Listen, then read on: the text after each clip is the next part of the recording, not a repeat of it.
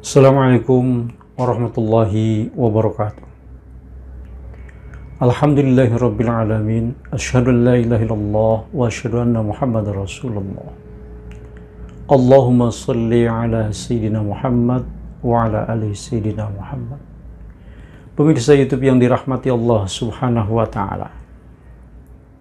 Kali ini saya ingin menyampaikan suatu masalah di mana masalah ini umumnya sangat ditakuti dan disegani, terutama oleh manusia-manusia yang hidup di abad kemajuan ilmu pengetahuan dan teknologi seperti sekarang ini, yaitu masalah mati.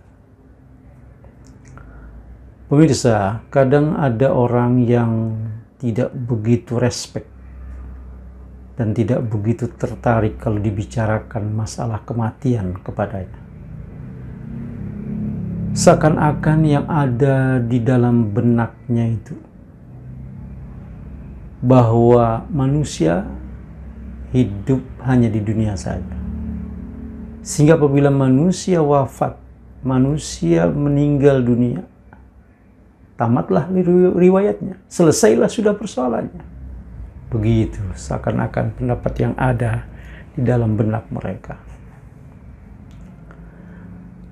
Nah, bagi kita selaku muslim, bagi kita selaku mukmin, tentu tidak pantas kalau kita memiliki sikap demikian.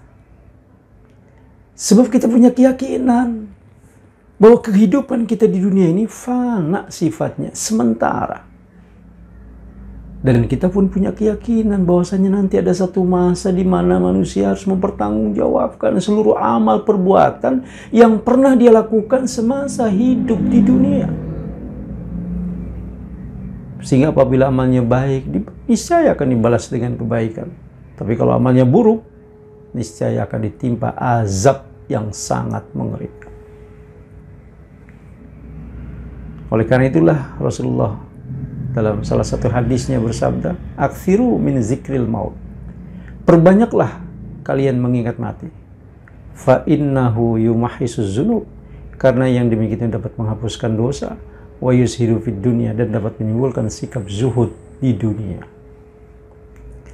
Pemirsa, mengingat mati pada dasarnya adalah merupakan sebuah pekerjaan yang sangat banyak mengandung hikmah. Dan mengingat mati itu dapat kita lakukan misalnya dengan cara mengenang atau merenungkan keluarga kita, sahabat kita, tetangga kita, teman-teman kita yang telah lebih dahulu meninggal dunia. Dimana kalau sebelum masa COVID, dia masih sempat berbincang-bincang dengan kita. Dia masih sempat berdiskusi dengan kita. Dia masih sempat kerja kelompok dengan kita kalau bagi siswa di sekolah. Bagi jamaah di masjid, dia masih sempat salat berjamaah di masjid dengan kita. Tapi kini mereka telah tiada. Kalau pada hari-hari sebelumnya dia masih sempat berkumpul dengan istri dan anak-anaknya. Dia masih bisa berkelakar, bercengkrama dengan keluarganya. Tapi kini dia sekarang dipanggil oleh Yang Maha Kuasa. Kemudian kita renungkan pula bagaimana nasibnya dia di dalam kubur selama ini. Apakah dia tergolong sebagai hamba-hamba Allah yang selalu memperoleh nikmat di dalam kuburnya? Atau justru malah sebaliknya, dia tergolong sebagai manusia yang selalu ditimpa azab atau siksa di dalam kuburnya. Nah, dengan melakukan renungan seperti itu, insya Allah akan timbul dalam lubuk hati kita untuk selalu berupaya menyiapkan bekal berupa amal-amal soleh, amal-amal kebajikan, guna menyambut datangnya kematian. Dengan demikian tepatlah apa yang pernah disabdakan oleh Rasulullah, "Kafa bil mauti wa'izan." Cukuplah kematian itu sebagai penasehat. Pemirsa YouTube yang dimuliakan Allah Subhanahu wa taala.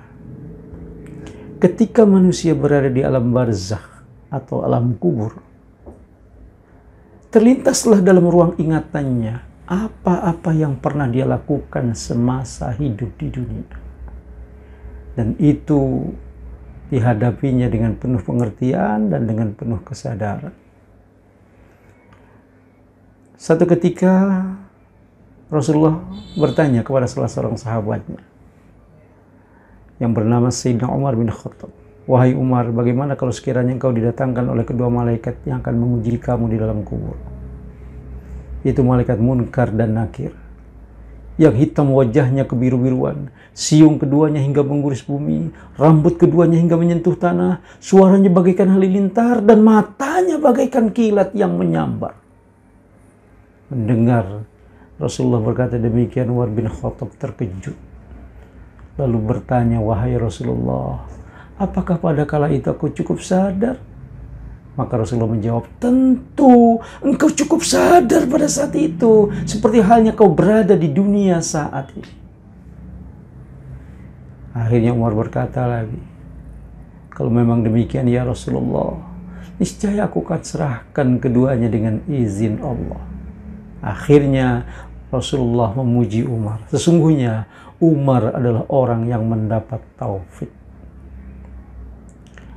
Pemirsa, dari dialog yang terjadi antara Rasulullah dengan salah satu sahabatnya yang bernama Umar bin Khattab, dapatlah kita tarik satu kesimpulan bahwa apapun yang dihadapi oleh manusia ketika berada dalam barzakh atau alam kubur, baik itu merupakan nikmat atau itu merupakan azab, jelas keduanya akan dihadapi oleh manusia dengan penuh kesadaran, dengan penuh pengertian, seperti halnya ketika berada di dunia sekarang ini. Oleh karena itulah, sahabat Rasulullah yang lain, yang bernama Sayyidina Utsman bin Affan, itu kalau berhenti di atas kuburan, beliau langsung menangis dan mencucurkan air matanya, sehingga air matanya yang bercucuran itu membasahi seluruh jenggotnya. Ketika ditanya oleh salah seorang sahabatnya, "Wahai Utsman, engkau tidak menangis kalau disebutkan surga dan neraka kepadamu, tapi mengapa engkau selalu menangis kalau berhenti di atas kuburan?" Maka Sayyidina Utsman menjawab, "Karena saya selalu teringat akan sabda Rasulullah yang berbunyi, al-qabru awwalu manazilil akhirah." Kubur itu adalah tempat pertama untuk menuju alam akhirat. Fa inna jaminhu fama ba'dahu aisaru minhu. Jika selamat di dalamnya, maka yang di belakangnya lebih ringan daripada sebelumnya. Wa in lam yanjuh minhu fama ba'dahu asyaddu minhu. Tapi jika tidak selamat, maka yang di belakangnya lebih berat, lebih dahsyat daripada sebelumnya. Pemirsa YouTube yang dirahmati Allah Subhanahu wa taala, setelah saya jabarkan secara global terkait dengan persoalan-persoalan kematian, persoalan-persoalan sesudah meninggalkan dunia yang fana ini, maka saya menghimbau kepada kita semua, termasuk diri saya, mari kita selalu berupaya menyiapkan bekal sebanyak-banyaknya berupa amal soleh, amal kebajikan. Selagi ruh belum terpisah dari jasadnya, selagi hayat masih berada di kandung badan. Bagaimana caranya? Mudah sekali, yaitu dengan selalu berupaya mempergunakan berbagai macam nikmat yang Allah masih berikan kepada kita sampai saat ini, dan insya Allah sampai hari berikutnya nanti dengan sebaik-baiknya. Misalnya, kalau selama ini Allah masih anugerahkan nikmat kepada kita berupa umur panjang, sehat walafiat, mari kita gunakan nikmat itu untuk beribadah, bukan untuk bermaksiat. Mari kita gunakan nikmat itu untuk melakukan perbuatan-perbuatan yang bisa mendatangkan pahala.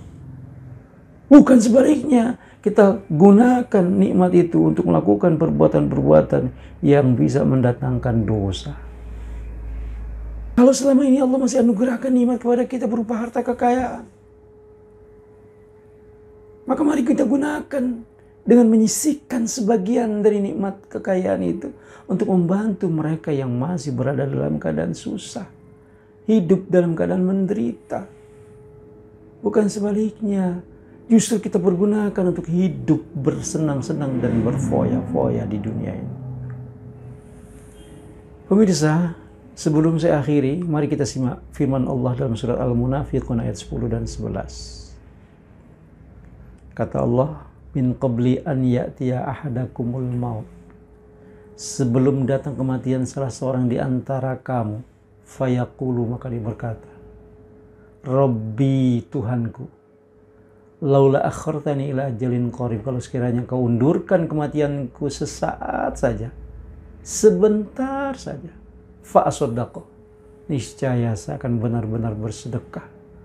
Niscaya saya akan benar-benar menyisihkan sebagian harta saya untuk membantu orang yang susah, orang yang menderita, atau untuk menyumbang masjid-masjid yang perlu sumbangan, masih perlu bantuan dana untuk pembangunan masjid dan lain sebagainya. Wa akum minas sholihin, dan niscaya saya akan benar-benar menjadi orang yang soleh, orang yang selalu berupaya melaksanakan segala perintah-perintah-Mu ya Allah, dan selalu berupaya menjauhi larangan-larangan-Mu ya Allah. Begitu rengekan orang ketika menghadapi sakratul maut. Tapi apakah berguna, bermakna dari rengekan-rengekan itu? Sama sekali tidak berguna. Karena dalam ayat berikutnya Allah sudah tegaskan, wala yu'akhirullahu nafsan iza jaa ajalha. Padahal Allah tidak akan undurkan kematian satu jiwa pun apabila telah tiba ajalnya. Pemirsa, barangkali itu yang dapat saya sampaikan. Mudah-mudahan ada manfaatnya. Kurang lebihnya mohon dimaafkan. Dan kalau suka pada video ini, jangan lupa klik subscribe, berikan komen, dan klik like-nya, lalu share kepada yang lain yang mudah-mudahan akan berkepanjangan manfaatnya dari video ini. Sekian, Assalamualaikum warahmatullahi wabarakatuh.